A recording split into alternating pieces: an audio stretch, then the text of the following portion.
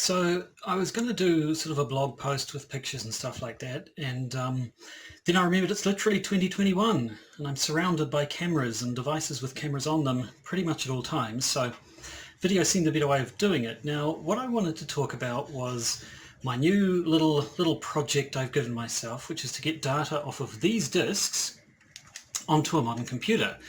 Now, normally that wouldn't be a big problem. I mean, I haven't owned a computer with a floppy disk drive in it for 10 years or more, but they're not hard to come by. I might actually have one in a drawer around here somewhere. But the problem is that these are not regular floppy disks. These are disks off of an Amiga 500. I had an Amiga 500 when I was a teenager, like 30 years ago. And I had the programming language Amos Basic, and I used that to make some little games, which I saved on these disks. And I've hung on to them all these years just as kind of a souvenir of my childhood, but I'd always thought it would be nice if there was some way to get them onto a computer, but the problem with Amiga disks are a different format. The regular floppy disk drive hardware just can't read them, not just won't read them, but cannot read them. So the only way of getting data from an Amiga disk in some sort of a format that'll run on a modern PC is to either put together some sort of complicated hardware solution. Apparently, if you have sort of two different drives and custom chips and stuff, there are things you can do, or get an actual Amiga 500 and connect it to a PC and transfer the data across. Now, I'm fairly certain my parents got rid of my old Amiga 500 probably 20 years ago or more, so that wasn't an option. But fortunately for me, my good friend Dr. M. Dentith, my co-host on the Podcaster's Guide to the Conspiracy, plug, is going overseas and has bequeathed me with an actual, honest-to-goodness Amiga 500. So I'm going to see if I can make this work. So here's the setup, lovingly strewn across the floor of my spare bedroom.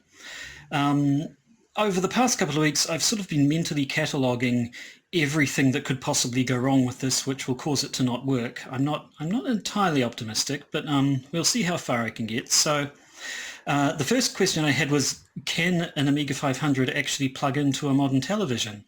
And it turns out it can. The Amiga has composite AV output, which goes into the back of a modern television, using the same plugs that have obviously been around for decades. So that was all right. Next one, does the Amiga actually switch on? And would you look at that, it does. So if I turn on my TV,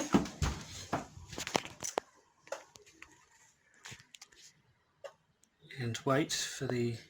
There we go. Now, one weird thing apparently is that for some unknown reason, not unknown reason, but for some reason the Amiga 500 composite video output goes in black and white. I think the reason is something to do with it would have been a cheaper chipset or something to put black and white rather than colour on the composite output. Maybe composite output wasn't very common back then, I don't know. But at any rate, we have an Amiga. It starts up. So the next thing was, of course, these disks, as I say, about 30 years old, and a lot can happen to a disk in that amount of time. They can degrade, they can go mouldy, basically. So there was every chance they wouldn't work, but I have had them sitting in a nice plastic box up in the attic and in other places as I've lived in other things, so I was hopeful that they would actually work. So if we stick one in,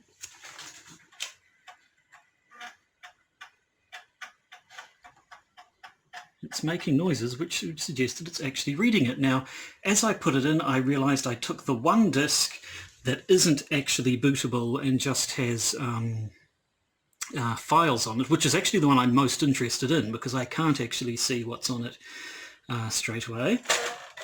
But let's try another.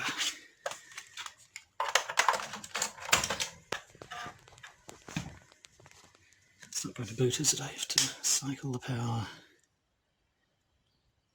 or do something else. But I remember as a lad, anytime we wanted to change games, just blasting off the power and back on again. I'm sure that can't have been good for it. But anyway, so we put another disc in.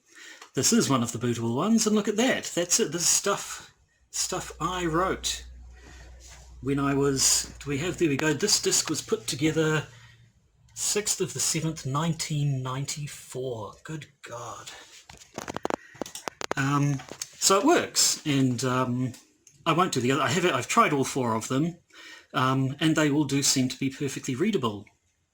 So that's where I'm at the moment. So the next step is to get a null modem cable, which will connect from the serial port of the Amiga into my PC sitting on the ground over there.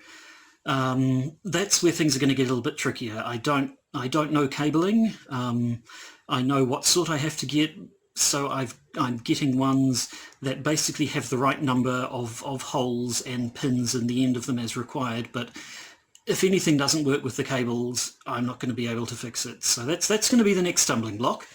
But for now, I can at very least bask in the nostalgia of actually looking at these little old games I made, and maybe I'll actually get to the state where I can put them on a computer, upload them on the internet, where they'll live forever, in theory. We'll see how that goes. Actually, there is one more thing. That was the hardware side of it. There also, of course, needs to be software. Now there's a free tool, actually it's not free, but there's the trial version of it's free. You can get that will hook up a PC to an Amiga and basically open everything up so you can just copy stuff straight across if you can get the connection working. The problem is it needs you to run a bit of software on the Amiga, which it can transfer across, but then you still have to run it.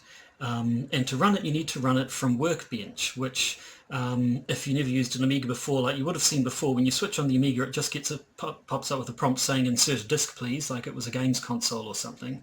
To get an actual sort of GUI with Windows and file management and all that, you need to load it off a disk, and Workbench was the name of the software that the Amiga had. So in order to get things going completely, I am going to need a disk that has a copy of Workbench on it, and that's not one of the ones I kept. All I kept were my own personal things that had my personal data on them. So step 2A is going to be locating a Workbench disk from somewhere. eBay is an option, but at the moment I'm canvassing everyone I know about my age, saying, hey, you wouldn't happen to have hung on to some old Amiga stuff, would you? So that's another obstacle, and there are options. There are other options. There are even hardware options, I think, that will let you emulate a disk drive. So I could put a Workbench disk image off of a PC and plug it into the Amiga and trick it into thinking. There are options, but I think that might be the biggest stumbling block. Might be the biggest stumbling block at the moment. We'll just have to see.